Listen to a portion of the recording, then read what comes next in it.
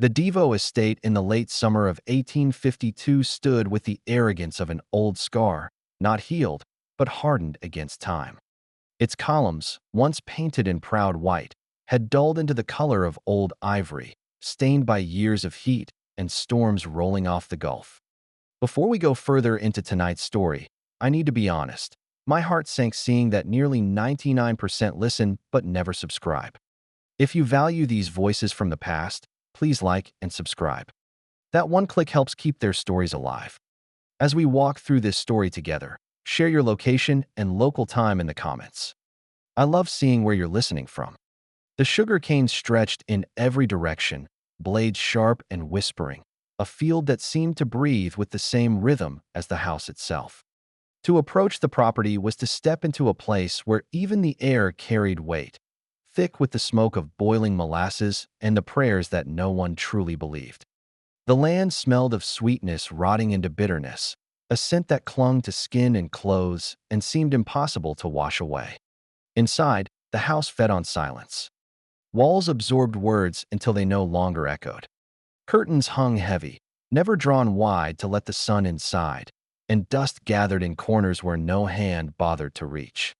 Everything spoke of control, of wealth measured not in beauty but in dominance. Every clock ticked in unison, as though reminding all within that time did not belong to them. And among this carefully measured order, Elise moved, almost invisible, her steps light and soundless, her presence mistaken for absence. She had been born within these walls, a child of the house before she was even tall enough to lift a broom. Her mother, a midwife whispered of in reverence among the enslaved, had caught the cries of countless infants who had no place in the ledger of the family upstairs. Her father's name was never given, though Elise had heard it muttered once and seen her mother's face close like a shutter when she asked again. By 12, Elise had already learned the lessons that ensured survival: how to listen without drawing notice, how to make herself smaller in a room, how to carry knowledge like a stone hidden in a pocket. Her silence was not emptiness. It was choice. She kept her words as if they were coins never to be wasted. Other servants said she had no voice, but the truth was simpler and sharper. She chose to speak only when the sound would serve her.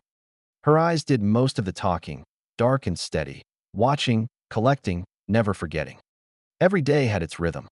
At dawn, Elise swept the vestibule floors, her bare feet sliding like whispers across marble tiles imported long ago from Europe. By mid-morning, she dusted the drawing room where Madame Claudine clung to her psalms, lighting tall beeswax candles and arranging cloths that smelled of lavender water. In the evenings, Elise polished silver that reflected distorted faces and replenished the candlesticks in Monsieur Devo's study, where the air was always thick with tobacco and a man's muttered curses. She lit each candle with care, steady flame rising from wick to wax, her hand practiced enough to avoid smoke, practiced enough to avoid attention. Monsieur Devo believed that light kept decay at bay. Darkness, he often said in his dry, trembling voice, was an invitation for rot. The house must never fall to shadow.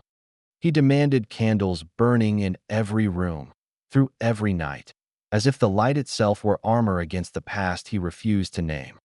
Elise would nod when ordered, her face lowered, her thoughts hidden. She never told him that the rot he feared had already taken root, not in the walls, but in the hearts of those who commanded them. Madame Claudine lived by other obsessions. Draped in lace too heavy for the climate, she demanded constant prayers, cleansing rituals, and small displays of piety that no one around her believed carried weight. She burned sage, recited psalms in French, and blamed every fever, every spoiled crop, on interference of unseen forces. The enslaved whispered among themselves that her faith was not devotion, but fear wearing perfume. Elise kept her silence, though she carried each word like a bead on an unseen rosary, counting them until the pattern revealed itself. The house itself seemed alive, as though each board and nail had grown weary from holding so much weight. At night, it groaned as if it were remembering something, and in the heat of noon, it sighed like a body too tired to rise. Elise noticed things no one else did: how the curtains seemed to sag with secrets, how the floorboards gave different notes depending on who crossed them, how the smell of burning wax lingered longer on nights when anger had filled the air. She moved like one already part of the house, not separate from it, but one of its shadows, one of its quiet, enduring truths. Others called her ghost-like. The cook once remarked that Elise's spirit walked ahead of her body, that she always seemed to be where people had not yet looked. Elise never corrected her.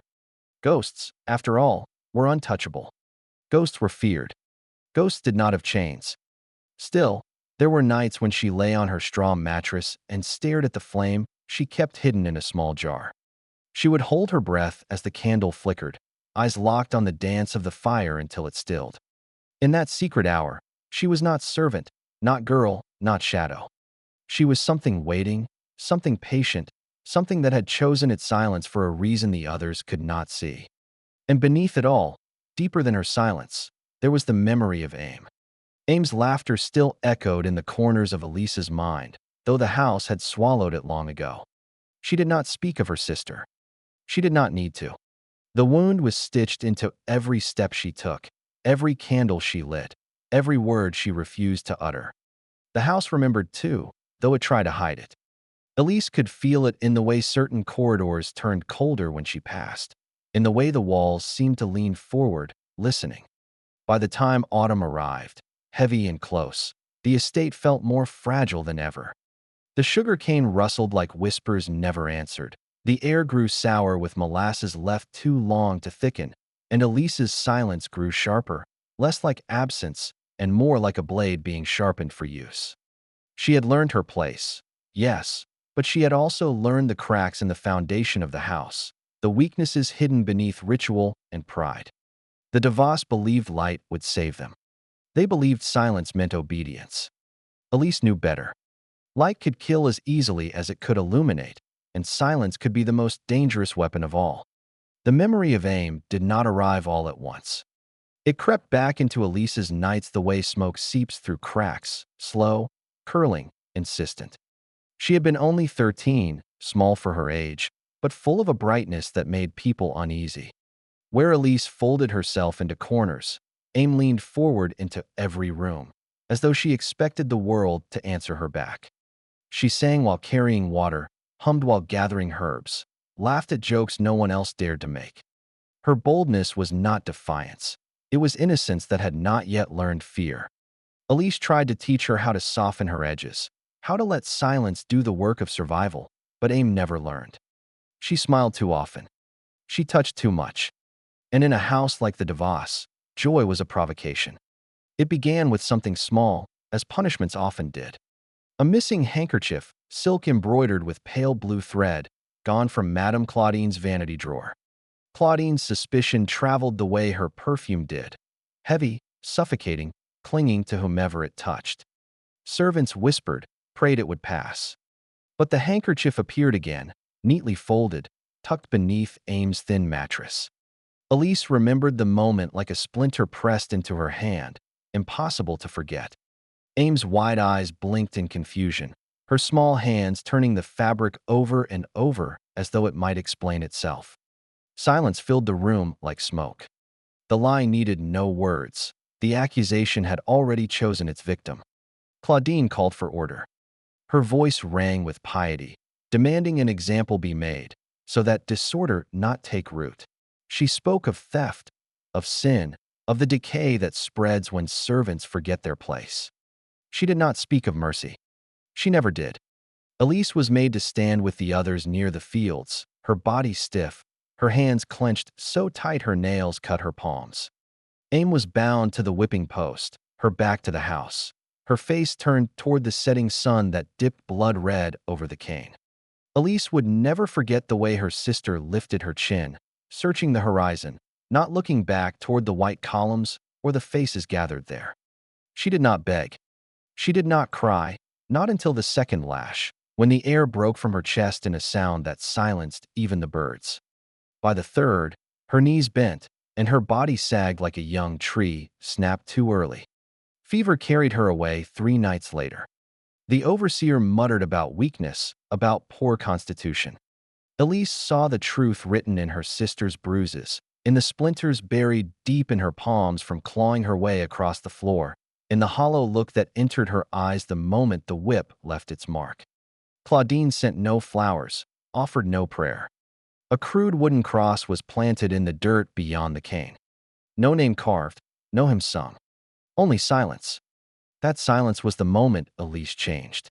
She still swept the same marble floors, polished the same tarnished silver, folded the same endless linens.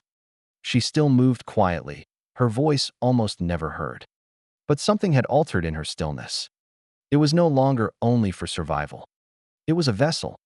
She collected words overheard, patterns of habit, secrets dropped like crumbs. She tucked them away the way a gardener saves seeds, waiting for the season to plant them. Silence was no longer absence. It was storage. The house carried aim too. At night, Elise thought she heard her sisters humming in the rafters, a low tune that threaded through the floorboards. Sometimes when she lit candles in Claudine's chamber, the flame bent as though moved by breath, though no window was open. Monsieur Devo began to suffer night terrors, waking in sweat, gasping names Elise knew he had never spoken aloud to her. Once, she heard him mutter Aim's name in the dark, his lips trembling like leaves. He blamed spirits, shadows, curses. Claudine blamed the servants, their supposed wickedness, their imagined envy. Elise said nothing, but her silence was louder than their prayers. She began watching the candles more closely. Which burned steady, which flickered, which filled the room with smoke, which left the faintest black stain on the wall. She noticed how Devo coughed near some flames, but not others, how Claudine sometimes pressed her fingers to her temples after hours of prayers with the wax dripping beside her. Elise's gaze sharpened. Her patience lengthened. The world had offered her no power, but she had found a language it had forgotten: fire. The pantry became her sanctuary. Among the molds and oils, she traced the lines of possibility. She asked quiet questions of the apothecary's boy, questions that seemed harmless.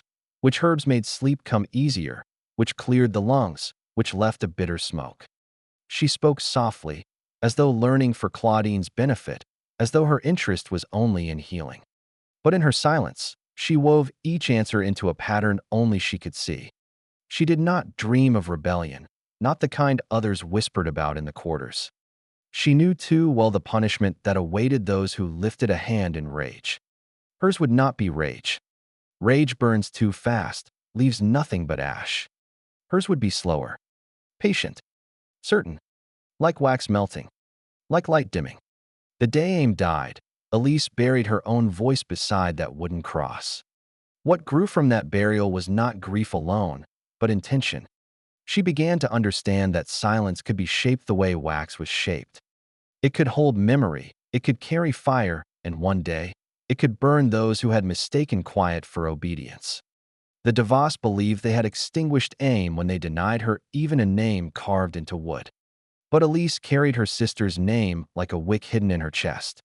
And when the time came, she would light it. Elise began to treat wax the way others treated scripture. Each piece was a text to be studied, each flame a verse that could be bent to meaning. She had long been tasked with pouring molds, trimming wicks, and tending to the endless hunger for light within the house. But now she looked at the work differently. Her fingers, steady and careful, moved as if guided by something older than duty. Every fold of cloth, every breath she held as she struck flint to wick, became part of a secret education.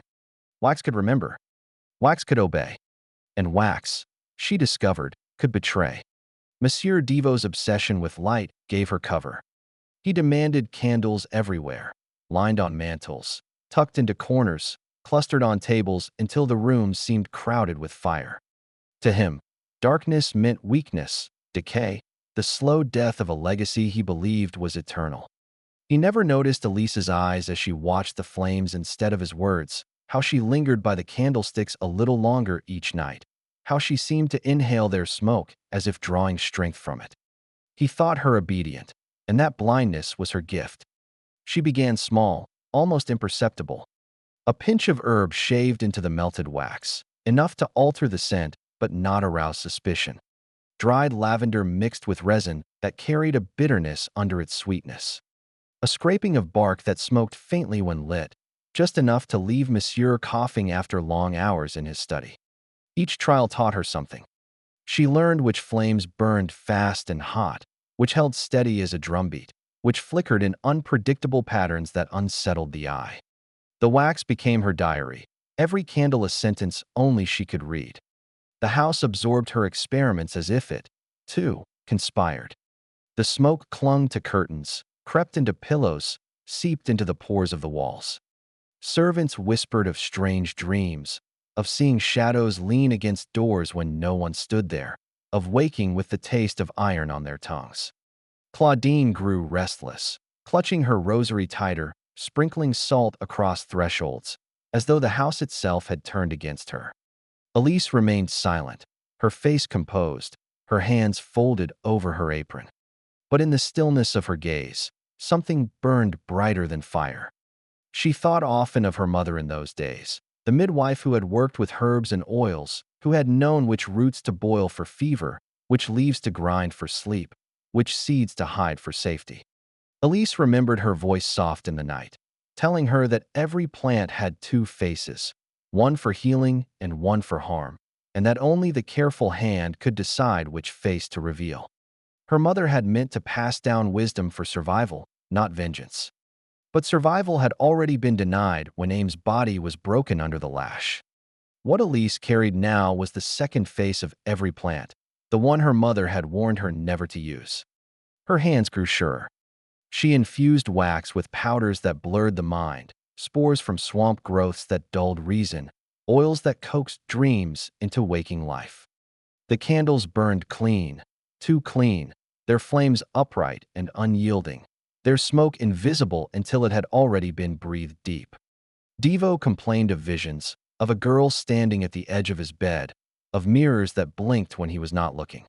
His voice quavered as he demanded more light, never less, more fire to ward off the shadows that he believed haunted him. Elise lit each flame with devotion, bowing her head as if in prayer. She did not smile. She did not speak. Her silence was a veil that allowed her to work unchallenged. Claudine's fear grew sharper. She muttered about curses, about disorder, about a heaviness pressing on the house. She prayed louder, walked the halls at night whispering psalms, her face pale with exhaustion. Still, she clung to the rituals Elise prepared for her, the candles she believed purifying, the oils she thought protective. Claudine's headaches worsened. Her hands trembled as she clutched her crucifix, yet she refused to acknowledge what was before her. To name it would have meant surrender, and surrender was something the mistress of the house did not understand. Elise did not hurry her work. She knew patience was its own kind of weapon. She measured the length of each burn, timed how long the fumes lingered, tested how quickly confusion replaced clarity. Every failure was folded into her silence. Every success a line in a story only she and the house knew. The house, for its part, seemed to aid her, its boards creaking in rhythm with her steps, its shadows pooling in the corners where she needed them most. At night, in her narrow cot, she replayed the day's small victories. The way Devo's eyes had gone glassy during supper, the way Claudine had pressed her head to the table as though dizzy, the way servants had whispered that something unseen walked the halls. She lay awake listening to the flames shift, hearing in them the promise of balance. She was not yet avenger. She was still apprentice, learning her craft not from books or sermons, but from the language of wax, the dialect of flame, the scripture of smoke. The house began to feel different. Rooms grew too warm though windows were open. Shadows lingered where they should have fled. Candles lasted longer than expected, their wax refusing to melt away. The servants crossed themselves and spoke of hauntings. The preacher called from town refused to stay a single night, declaring the place heavy with grieving. Elise carried on, quiet as ever, moving with the patience of someone who had already chosen her ending and was merely waiting for the season to change. What she created was not poison in the common sense. It was subtler, deeper, older. It was memory, breathed in until it became indistinguishable from guilt. It was Aim's voice woven into smoke, Aim's absence carried in the light. Every flame she tended was a monument, every Wiccan name carved where no one could erase it. The DeVos believed they had buried aim in silence. Elise was teaching them that silence could burn, too. By the time autumn pressed its damp weight against the shutters, the Devo estate had begun to turn against itself. The cane field swayed like a restless congregation, whispering in a language only the wind could translate. Inside the big house, every breath seemed borrowed, every step an intrusion. The servants moved quickly but with eyes averted, as though afraid to look too long at the walls that seemed to listen. It was as if the house had become aware of its own sickness, aware that its heart no longer beat to the rhythm of order, but to a slower, heavier pulse Elise had set in motion. Monsieur Devo grew gaunt. His nights stretched long and restless, filled with mutterings that did not match the words of a sane man. He woke often drenched in sweat, calling for more candles, always more. The flames no longer soothed him. They bent toward him as though drawn by breath not his own, and in their steady light, he swore he saw figures moving. Aim's name slipped from his cracked lips as though it were the only prayer left to him. His hands shook so badly he spilled wine over ledgers and letters, staining his legacy in red shadows that never dried clean. Elise stood by, pouring wax with steady fingers, trimming wicks with precision, her silence like a cloak around her. She watched him crumble without ever lifting a hand. Madame Claudine, wrapped in lace that smelled faintly of lavender water and fear, began to unravel in her own way. She covered mirrors with sheets so she would not see eyes that were not hers. She scattered salt across door sills and muttered to thresholds as though they might answer. She clutched her rosary so tightly the beads cut her palms, drawing blood she pretended not to see. At night she walked the halls whispering psalms, her voice hoarse, her faith fraying like cloth left too long in the sun. She began to look through people instead of at them, her gaze fixed on something always just beyond reach. The servants noticed. They traded glances in the kitchen, whispered over the laundry, prayed softly as they carried trays down the darkened corridors. Some swore they heard humming in the rafters, low and childlike, a tune without words. Others woke with the sense of being watched by flames that did not waver even when the wind rattled the shutters. A porcelain angel fell from the mantel in the parlor and shattered into dust. A ledger appeared soaked through as though pulled from water, though no leak stained the ceiling. The house trembled, not in its beams or bricks, but in the way it held silence too tightly, as if waiting for something to speak through it. Storms gathered thick over the marshes, pressing against the estate with the weight of a held breath. One night the electricity sputtered out, the primitive generator giving way with a sigh, and the house was returned entirely to candlelight. Elise moved calmly through its veins, placing tall wax columns at thresholds, lighting each with the same careful bow of her head. The flames stood unnaturally still, their glow refusing to dance. The rooms seemed smaller, the corridors narrower, as if the fire was pushing the walls inward. Monsieur Devo locked himself in his washroom, his voice trembling behind the door. He accused mirrors of spying, chairs of shifting when his back was turned. He called for Aim as if she might answer, as if her small voice could crawl back through time. When he emerged, his eyes were glassed over, the skin beneath them hollowed. He carried his Bible like a shield, slipping psalms into his wine before drinking, whispering to the liquid as if bargaining with it. Elise watched him without pity, her silence polished smooth by years of practice. He believed himself cursed. He was not wrong, though he would never understand the hands that wrote his curse so patiently in smoke. Claudine's descent was different. She began to speak in riddles, asking questions no one could answer, insisting the air was heavy with names. She slept less, ate less, clung to the crucifix around her throat until the skin beneath it bruised. Her prayers grew louder, but her eyes betrayed her, wide, wild, darting as though shadows moved at the edge of her sight. She blamed Elise silently, her gaze sharp and accusing, but her mouth never dared form the words. To accuse her servant openly would mean acknowledging power where she refused to see it. Silence, Elise knew, was the mistress's last defense, and even that was slipping. The storm that finally broke over the estate felt like a reckoning. Wind clawed at the shutters. Rain lashed against the columns. Thunder groaned over the cane fields like a voice too large to ignore. Inside, the house pulsed with unnatural heat. Servants hurried, securing windows, whispering prayers, lighting more candles to fight the dark. But the more flames that burned, the heavier the air grew, thick with scents no one could name. Elise's candles glowed with a steadiness that mocked the storm, their flames upright as soldiers, unyielding. The house became an oven of light and fear. That night, Devo was found lying face up in his bath, the water cold, his lips parted as if caught between a gasp and a prayer. The door had been locked from within.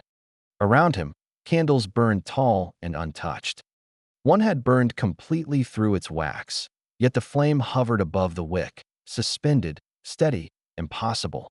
Claudine collapsed when she saw him, her wail sharp and brief, her hands trembling with black soot. The resin Elise had mixed into the candles stained her cuffs, soaked into her skin. She claimed later that the house had swallowed her husband whole, breathed him in like smoke. No one argued. The preacher came, but refused to stay the night, muttering that the house was too heavy with grieving to bear his blessing. The estate trembled in the days that followed. The ledgers showed debts that could not be hidden. The sugar spoiled in its barrels. Workers fled. Claudine drifted through the corridors with a cracked rosary, speaking to doors as though they might save her. She would not sleep in the master room. She would not pass the washroom. Elise carried her trays, lit her candles, folded her linens, all in silence. But her silence was no longer a tool of survival. It was victory stretched thin across the air, so quiet it sounded like the house itself. The burial came quickly, as if the ground itself wished to be rid of him. The coffin was plain, the prayers rushed, the soil heavy and wet with the storm's memory. No choir sang, no neighbors lingered long enough to offer comfort.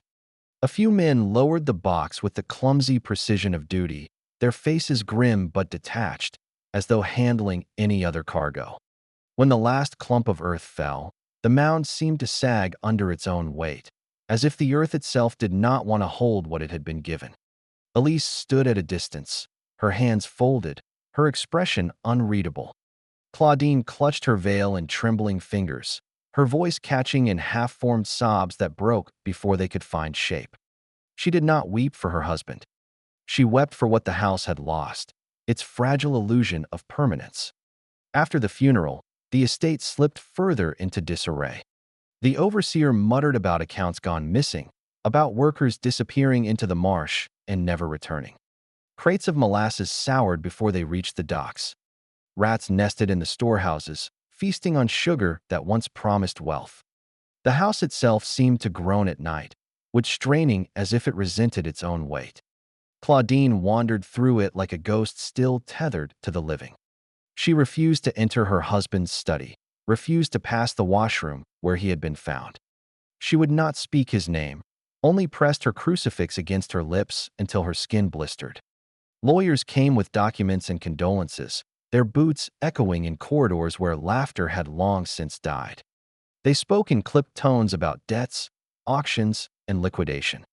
Claudine listened but did not hear. She signed where they pointed, her ink smearing across pages as though the words themselves resisted her touch. She demanded mirrors remain covered during their visits, claimed reflections carried lies.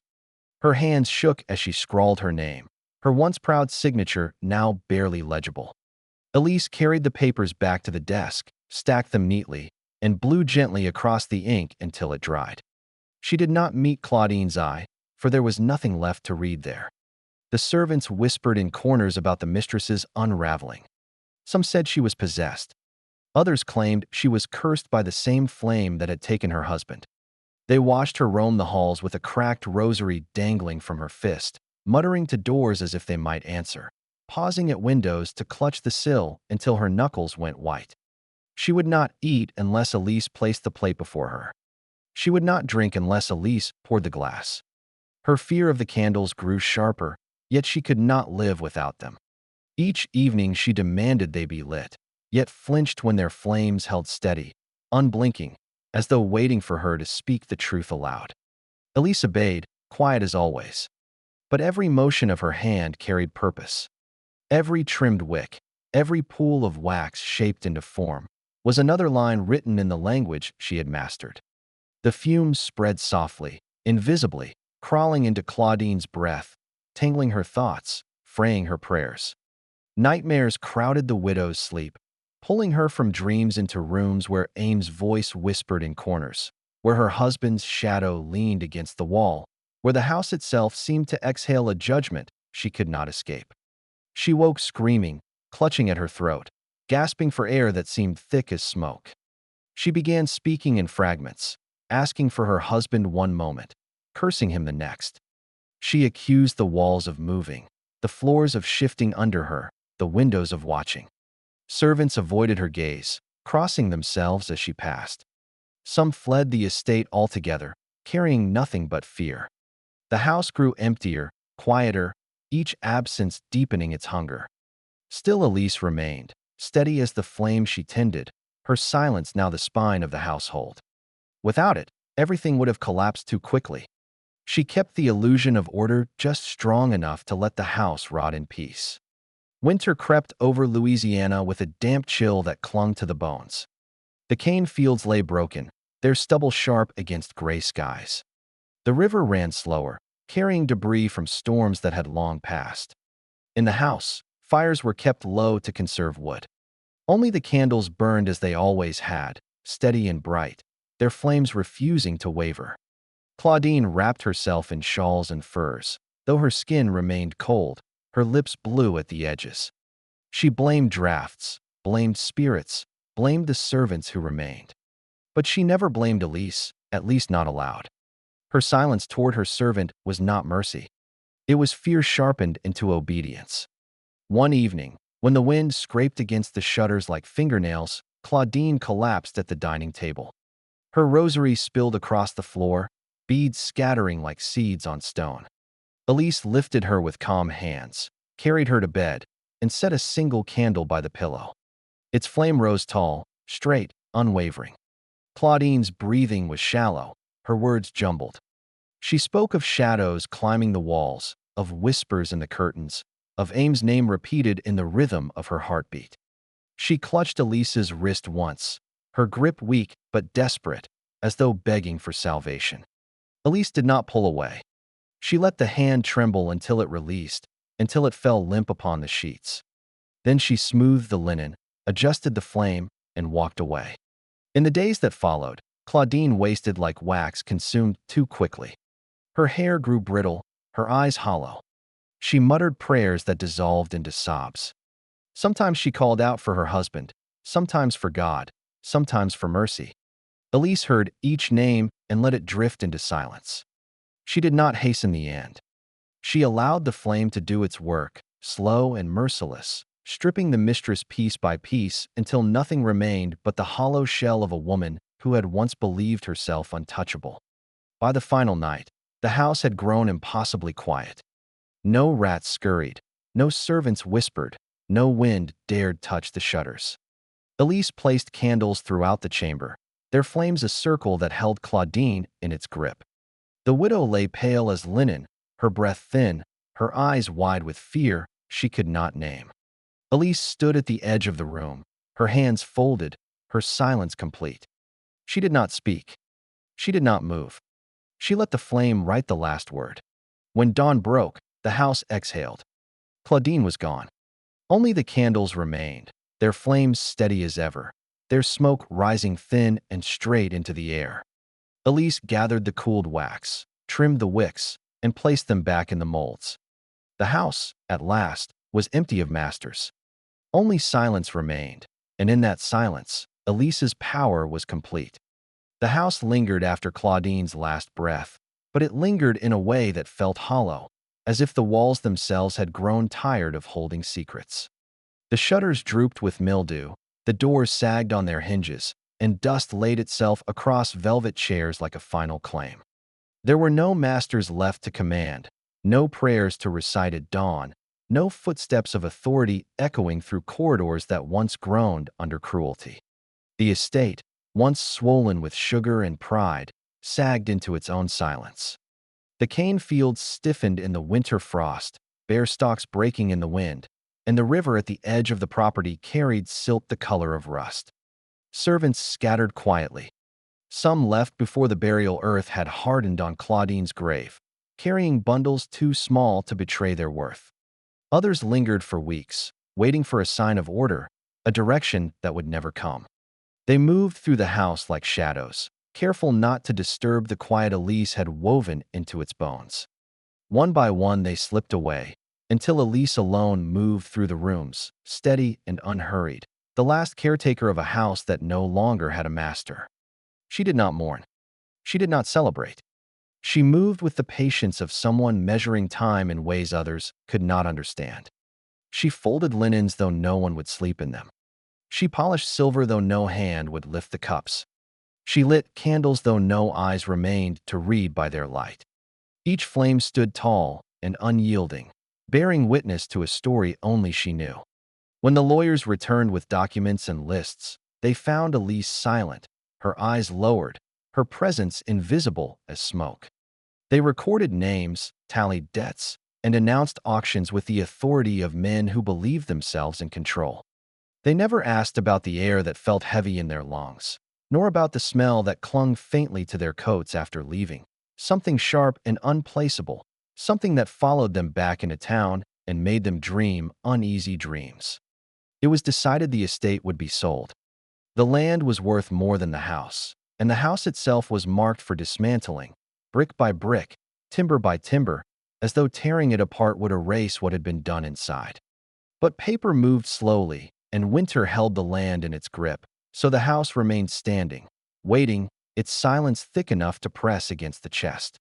Elise waited with it, tending to her flames as if each one were a sentinel keeping time.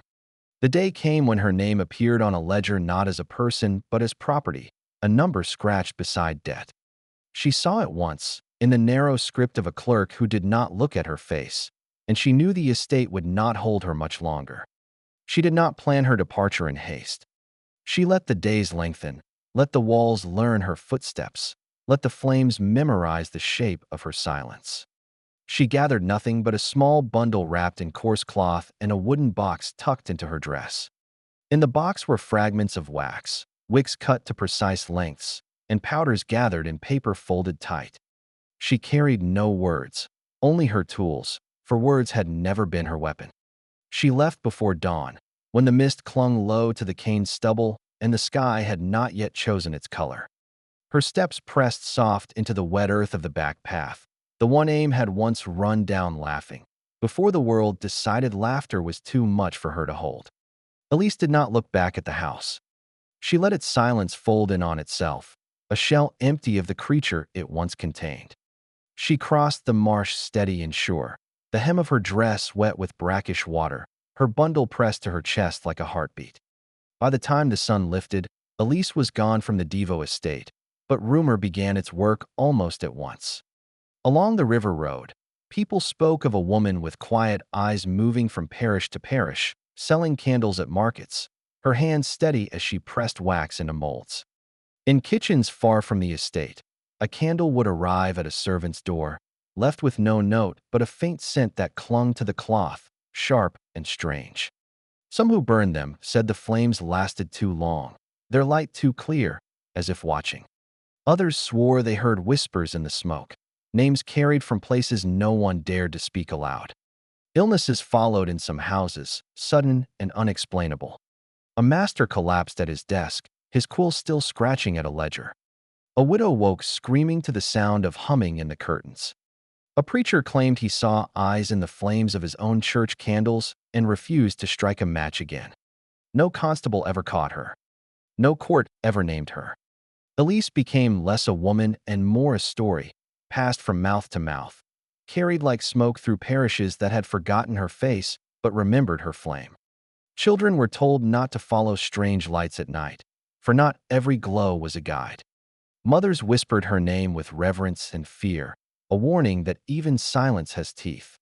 Among men who kept both accounts and secrets, a phrase took root: the woman who taught light to remember. Years folded over themselves. The Devo estate crumbled, vines pulling the veranda back into the earth, the fields forgetting their lines. Travelers swore the house still breathed when they passed, exhaling with a sound like someone relieved to be left alone. At night, some said, a faint glow lingered in an upstairs window, steady and unblinking, though the rooms had long been empty. Elise's path left no markers, only echoes. In New Orleans markets, a seamstress named Addie Gray sold thread the color of rope and candles that burned too cleanly. In Baton Rouge, a quiet figure traded coin for herbs that made apothecaries glance twice.